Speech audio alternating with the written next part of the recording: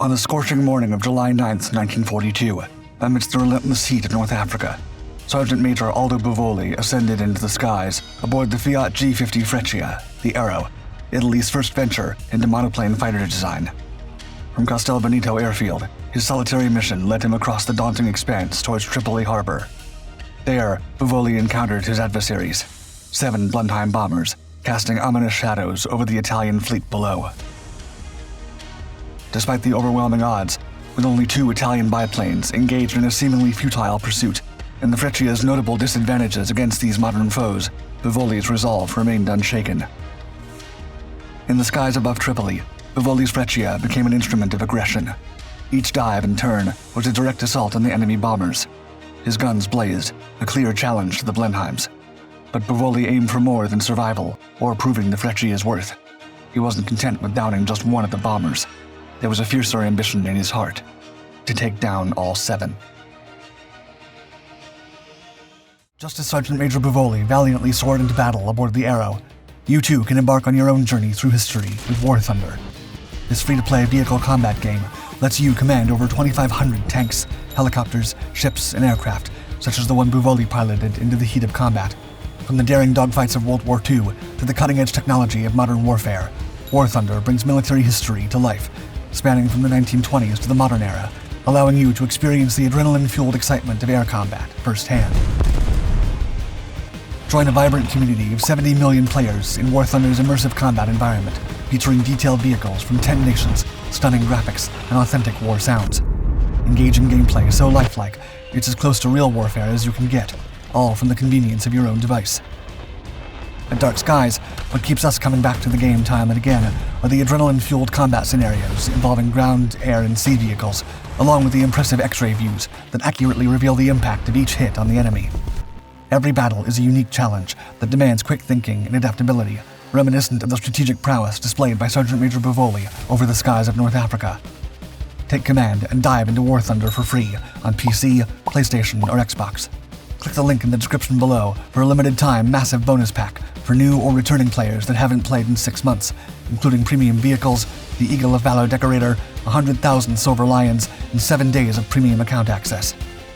By supporting us, you'll not only enjoy these benefits, but also step into the cockpit of history with War Thunder. In the 1930s, the Kingdom of Italy's Fiat Aviazione, one of Europe's most advanced aircraft manufacturers, formed a new technical bureau solely designated for all-metal monoplanes. Instead of his usual designers, Chairman Senator Angeli hired young engineer Giuseppe Gabrielli to lead it. Around the same time, the Italian Ministry of Aviation sent out a request for proposal to all domestic aircraft manufacturers, seeking an all-metal monoplane fighter and ground attack aircraft. By September of 1935, Gabrielli submitted the G.50 project to the ministry. The design for the G.50 Freccia, Italian for Aero, was a single-seat, low-wing, all-metal fighter plane, powered by a Fiat A74 14-cylinder radial piston engine, and with the requested main armament of 2 forward-firing .5-inch Breda Safat machine guns with 150 rounds of ammunition each. While the ministry received many proposals, only the G.50 and the Machi C200 would be chosen for production, albeit with several requested modifications. However, in early 1936, officials changed their ongoing request, choosing instead to focus only on the fighter role. With flying performance now the utmost priority, Fiat continued adapting its model. In February 1937, the first prototype of Fiat's Aero made its maiden flight, taking off with Chief Test Pilot Comandante Giovanni Di Briganti, who pointed out strong vibrations and a tendency to spin during these initial tests. The second prototype, meant to mend these mistakes, flew for the first time in the fall of that same year. However, in mid-November, while the prototype navigated at high speeds, with an audience that reportedly included Italian King Victor Emmanuel III and Prime Minister Benito Mussolini, the model crashed to the ground, taking the life of Comandante Giovanni Di Briganti. After the tragic incident, and with rumors of inferior performance, the better-performing contender, the Machi C200, threatened to shut down the G.50 project altogether.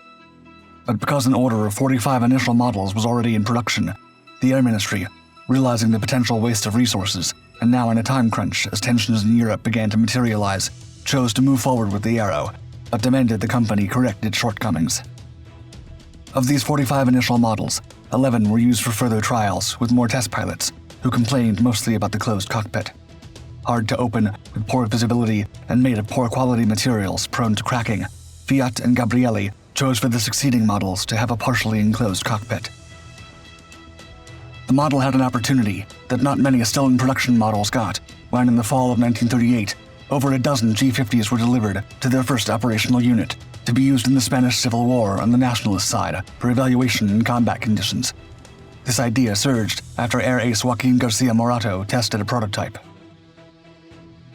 This unit, named Grupo Sperimentale de Caccia, or Experimental Fighter Group, commanded by Ace Major Mario Bonzano, reached the Spanish front in January 1939, as the conflict was already winding down. And despite not serving in battle, its speed and maneuverability were able to be tested with contemporary adversaries. Soon, the Fiat G.50 was serving all over Europe, with varying degrees of success.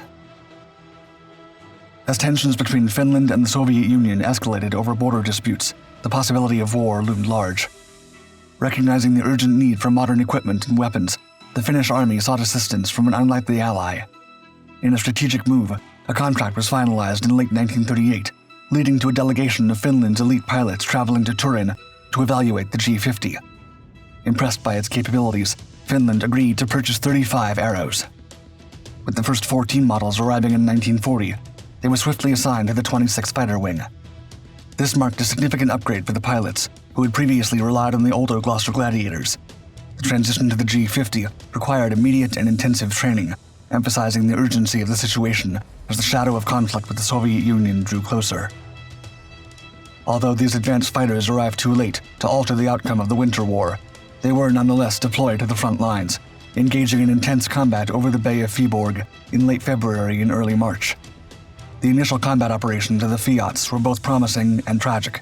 An unidentified pilot achieved the first air victory on February 26th, while the very next day brought sorrow with the loss of Second Lieutenant Malmivo, whose aircraft met its demise following an encounter with Soviet forces. In the midst of wartime operations, an unexpected development occurred during what was supposed to be a routine training flight. Pilot Tapani Harmaia, taking to the skies for a standard test flight, unexpectedly shattered the speed record for Italian-made aircraft by reaching a staggering 515 miles per hour during a dive from 11,480 feet. This achievement highlighted the G.50's exceptional performance and served as a morale booster among the Finnish ranks.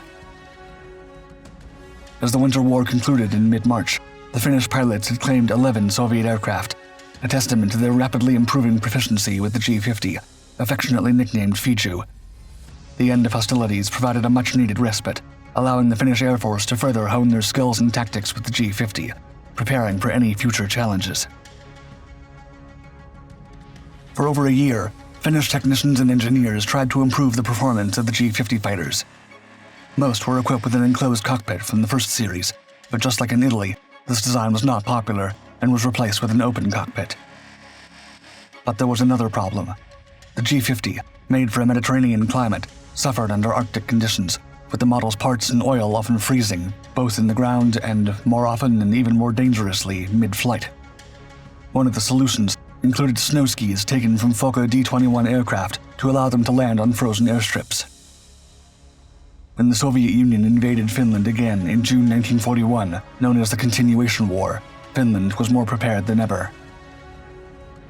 Stationed at an airfield near Utti, the pilots from the 26th Fighter Wing were in charge of protecting an important area around Lake Ladoga. There, the nation's most able and aggressive pilots often emerged victorious with the Fiji in their frequent encounters with the adversaries' aircraft. In a single day, June 25, 1941, 6 Finnish G.50 fighters shot down 10 Soviet bombers without a single loss. Later in August, pilots from the 26th reportedly shot down 9 Soviet fighters. The most successful of all was Oiva Tuominen, who achieved 43 air victories, with 15 aboard a G.50. For his service, he became the first pilot to be awarded the Mannerheim Cross, the highest Finnish military medal at the time. By the war's end, the men from the 26th Fighter Wing had around 88 air victories, with the loss of only 11 G.50s, 2 shot down by Soviet planes, 1 lost to anti-aircraft fire, and 8 lost either to accidents or mechanical failure. Towards the end of 1939, the Air Ministry and Fiat modified the design, including a fuel expansion from 83 to 110 pounds, significantly increasing its range. When Italy declared war on France and the United Kingdom on June 10, 1940, the Regia Aeronautica had 118 G50s of different kinds ready for operations, with nearly 100 more awaiting delivery. Immediately, these models and others were sent into action in Corsica, followed by the French Alps. After France signed an armistice and Italy officially joined the Axis powers, Italian officers had a decision to make: whether or not to attempt an attack on the powerful UK mainland. According to aviation author Gianni Cataneo, political opportunism and the pursuit of prestige led the Italian government to go ahead, despite the air staff's suggestion to direct those aircraft towards other fronts, where they stood a better chance to make an impact. For this, a special unit of the Corpo Aereo Italiano, or CAI, was formed in late 1940. After several weather delays, in October, the 20th Group, with nearly 50 Aeros commanded by Colonel Bonzano, finally began combat actions in bomber support missions. From then until January 1941, the Italian G50s flew dozens of surveillance missions, but always failed to encounter enemy planes, mainly because of lack of speed. On November 21st, a Bristol Blenheim attacked an airfield. A pair of G50s attempted to follow them, but they lost the bomber in the clouds. Only 2 days later, a group of Aeros failed to close on the flight of 4 Hurricanes. Throughout this, the model suffered from freezing and defective instruments, unreliable batteries, and fuel problems nearly every day. By the end of the month, most Italian Air Force units returned home. Overall, missions against Britain were unsuccessful, and the operation was a strategic failure for the Italian Air Force due to poor planning and inefficient aircraft. Still, Italian war planners hoped the North African campaign would bring them more luck. The first Fiat G50s arrived in North Africa at the end of 1940, where it saw the most use in its history as a standard fighter, ground attack aircraft, bomber escort, and even for defensive missions. Soon enough, the model's slow speed, short range, and open cockpits posed problems. Additionally, the sandy terrain of the Sahara Desert caused problems with the landing gear and visibility. By then, rapid advancements in aviation made it clear that the Fiat era was underpowered and badly armed. Pilots also complained of a lack of armor protection and a mediocre radio set. Despite all its faults, however, Italy's most skilled pilots were sometimes able to shoot down the faster and better armed Hurricanes and P-40s, sometimes scoring multiple downings in a single sortie.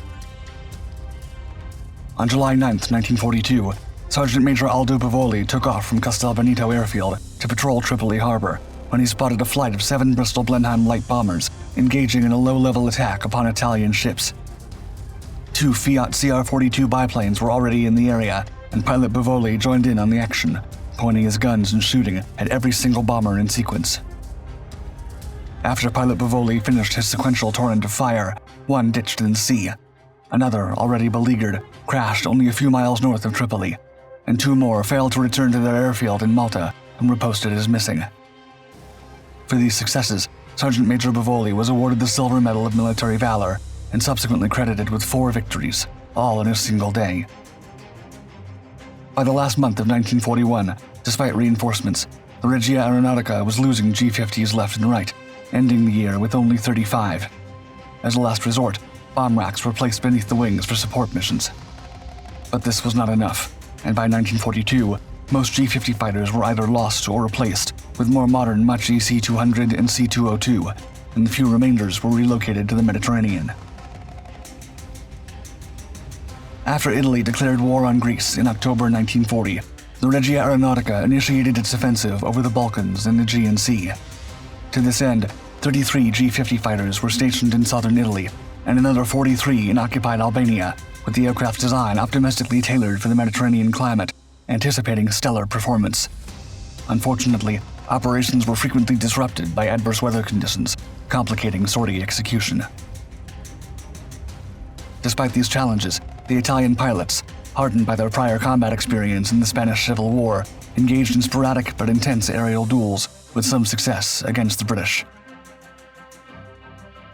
In a dogfight on February 20th, 1941, a total of 12 British planes were shot down in a single engagement by a group of 22 G50s, with the Italians only losing a single plane. That same day, however, British Hurricanes shot down 4 G50s in a separate engagement.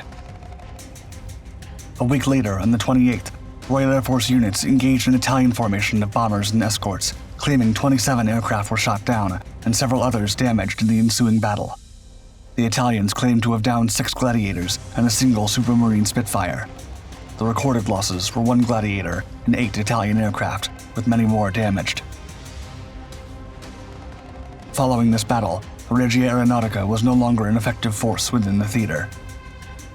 A G.50 model was responsible for shooting down a Hurricane, piloted by legendary Australian RAF ace Flight Lieutenant Nigel Cullen, who at the time was credited with 16 victories off the Albanian coast, while he flew as wingman for ace Pat Paddle in March 1941. However, despite such isolated successes, the G.50's overall performance was deemed inferior to the Hurricanes. Recognizing this disadvantage, the Italian forces began transitioning to the more advanced Machi C-200 planes, aiming to regain aerial competitiveness. After their defeat in northern Africa and their less than climactic participation in the Aegean Sea, the Italian army was in complete disarray, and the Allied landings in Sicily only worsened the situation. During the July 1943 opening phase of the invasion, the Fiat G.50 was the Regia Aeronautica's most numerously available aircraft to counterattack the landings, and right before it, the 50th Stormo Assalto, a highly specialized ground attack unit armed with arrows, was repositioned to southern Italy. As soon as the invasion began, additional units were rushed to the area to take part in the Axis counterattack. Alongside other Italian and German aircraft, 45 G.50s were committed to attacking as many Allied naval assets, landing craft, and troops as possible. 10 of these saw action on July 11th, in conjunction with several RE-2002 fighter bombers, escorted by 5 RE-2005 fighters, when during a mission, an overwhelmingly large fighter umbrella formation intercepted them. In the ensuing engagement, the Axis aircraft became surrounded by the more trained and armed Allied models, including famed wing commander Guido Nobili. As the 7 remaining Arrows hurriedly returned to their base, right upon landing, a sudden follow-up air attack on the base itself destroyed the rest of the fighters. Less than 2 months after the Allies charged upon the Italian mainland, on September 8, 1943, Italy capitulated. By the time of the armistice with the Allies, only a handful of Fiat G.50 Aerofighters remained operational, and with that, the story of the model in Italian service ended. Join the epic battles of War Thunder for free on PC, PlayStation, or Xbox. Click the link below to unlock exclusive bonuses, such as premium vehicles and the Eagle of Valor. And remember, this limited-time offer is available for both newcomers and returning players. Make history in the world of War Thunder.